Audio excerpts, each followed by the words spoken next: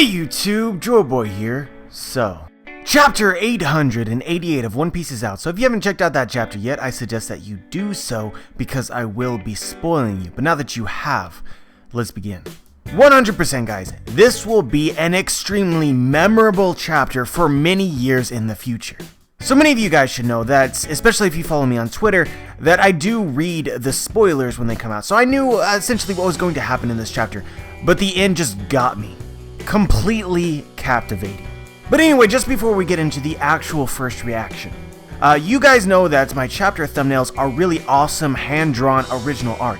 And these are made by a good friend of mine named Revujo. He's been doing it for my channel for now nearly a year. But anyway, the long story short here is I cannot show enough appreciation for what he does for me.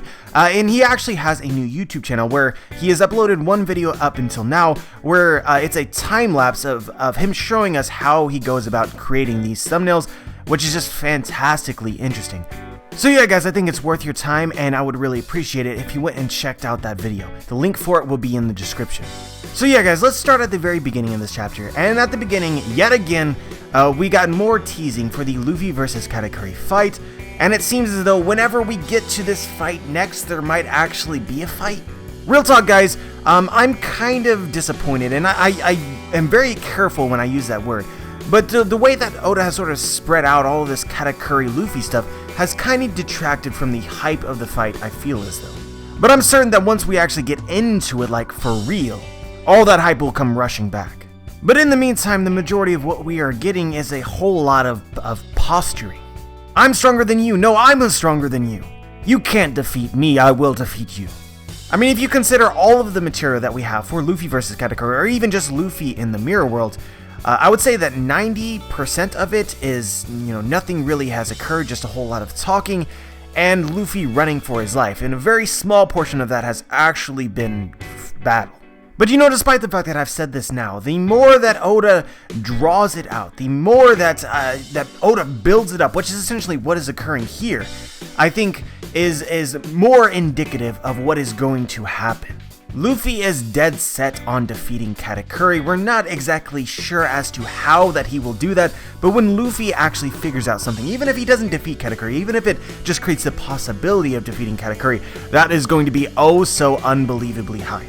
And also, just in regards to this chapter, I thought it was really interesting that Katakuri even still bothered to mention the possibility that Luffy could escape alive if he begged for mercy and begged to join the Big Mom Pirates. I don't think that we've ever encountered a situation quite like this.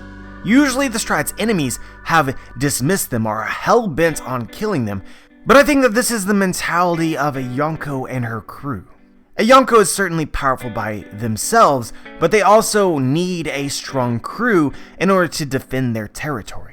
So with being a Yonko comes sort of a different mindset. Honestly, reminds me at least vaguely of Blackbeard versus Ace, where Blackbeard also asked Ace to join him. Join or die. But obviously Katakuri seems a little bit more reluctant than Blackbeard.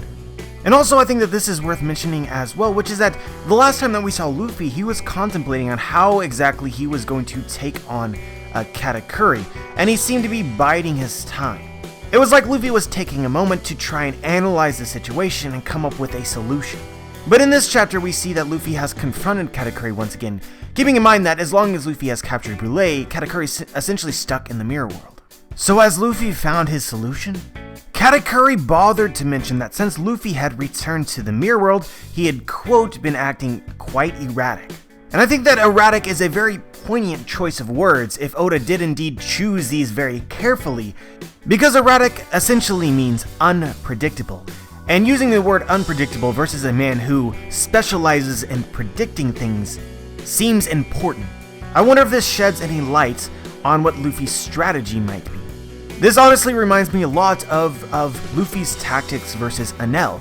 Luffy as well had all of his moves predicted by Enel, and so what did he do? He tried to do things that Enel could not see coming.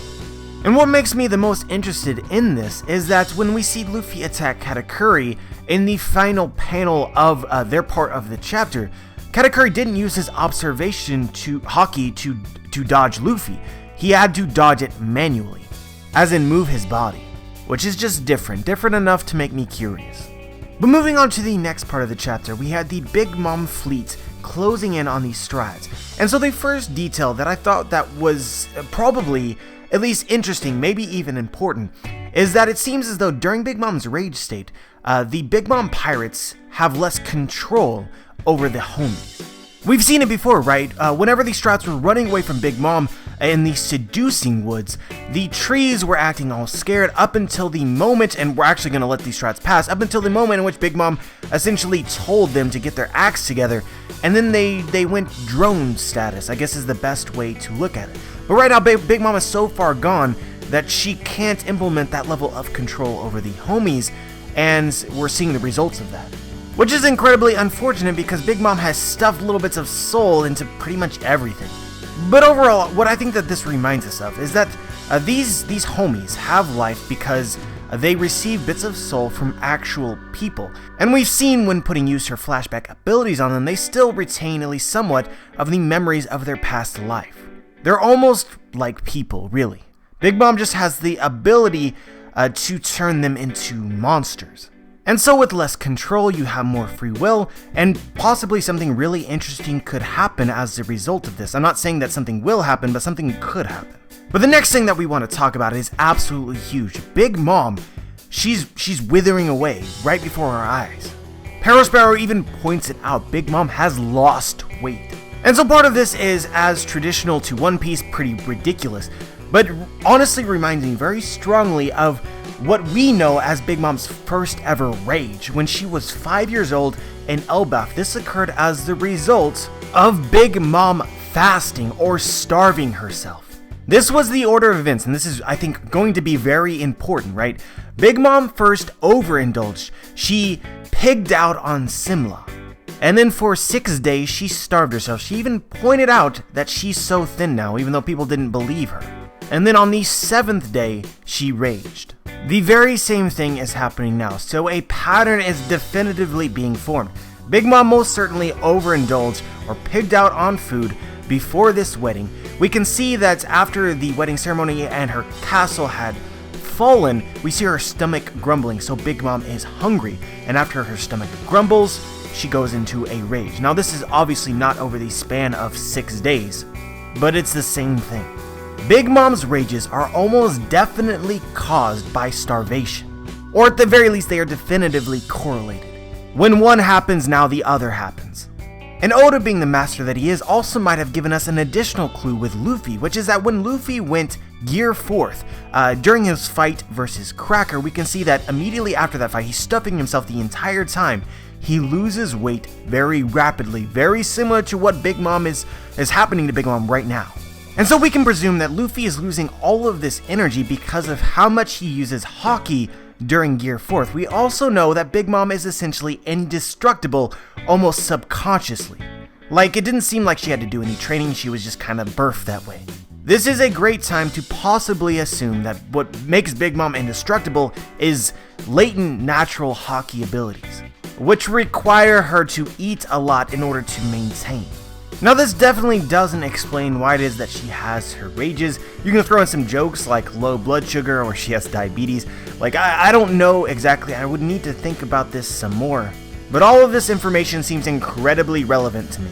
And so this all leads us into the end of this chapter. And so it was stated that the Big Mom pirates, despite seemingly being fast enough, they could not catch up to the Strats because Jinbei is a boss at being a helmsman. He knows the sea way too well. But ultimately, the Strats got cut off by Daifuku and his fleet.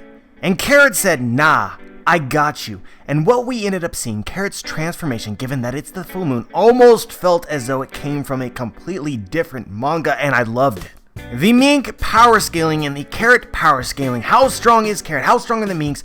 Discussion has now begun, because during the full moon we already knew that the Minks got stronger. The only idea that we really had was some sort of were-mink, which is, full moon with werewolves and minks, something like that. And what we got was essentially the same, but not really. Carrot became a monster in terms of an improvement in her physical abilities. Carrot straight up flew. I don't even know. Her Electro went through the roof. But a monster in terms of physical appearance, Oda was like, no. The word that I would put here is majestic. Carrot straight up looked like a mythical creature. I'd be lying if I said I wasn't in love with the design. Carrot for Straw Hat was strong before this chapter. After this chapter, I'm going to admit, guys, that I typically speaking don't fanboy and I don't really root for much. I kind of just accept what's going to happen. I just want it to be enjoyable. But in this case, I just straight up, I want Carrot. I want any Mink, really, but Carrot specifically, I want her to join the Straw Hat crew. It would be a treat to see this in the story for as long as humanly possible. But going back to Carrot's huge power buff, this is the reason why nobody had ever managed to attack Zoe or defeat the Minks of Zoe before now, because Jack got lucky. Straight up, Jack got lucky it was not the full moon. If it had been a full moon, GG, it's over. Like when they told us initially that the Minks were a city, a tribe of warriors, I'm not certain if I fully understood its meaning. Even though I fully expected them to have some sort of huge major power buff during the full moon, what we ended up getting is still just amazing to me. But I suppose the real question now is, well, we have Peckhams, who's also a Mink, and okay, Galen, what does this dude look like when he transforms during the full moon? I can't even imagine a majestic looking Peckhams. But now I think that we need to ask what happens next for these strats. Well, it seems as though Jinbei was able to outrun the Big Mom Pirates using his helmsman skills. Now Daifuku's ship doesn't have a steering wheel, and so unless the genie can somehow become a steering wheel, then they don't, like, Carrot doesn't need to face off against Daifuku. She doesn't need to beat him. In fact, if she does the same thing to all the ships, then these strats can, for the most part, simply just pass by them. The pincer attack is what they called it, and Carrot just broke that. So I think a lot of people are hyped for Carrot versus Daifuku, but I'm uncertain if that's going to happen or not. We're really sitting at an interesting time for these strats on the Sunny, which is that this could turn out to be just a continuous cycle of just running, which is essentially what we've gotten before in new and interesting ways every single time. Or something could happen which will essentially force these strats to stay and fight. I would say that given the tactic that Carrot chose, fights right now seem a lot less likely than they would have yesterday. But anyway, guys, thought that this was a fantastic chapter, enjoyed it immensely. So let me know what you thought about this chapter. Let me know if you noticed anything from this chapter that I may have potentially missed. Just share your thoughts. Remember to check out Revujo's video in the description if you forgot about that. I know I mentioned it at the beginning of my video, but it's like watching magic. Like the video if you like the video, dislike the video if you dislike the video. Make sure to subscribe if you want to be notified for my future content. And as always, guys, have a wonderful day.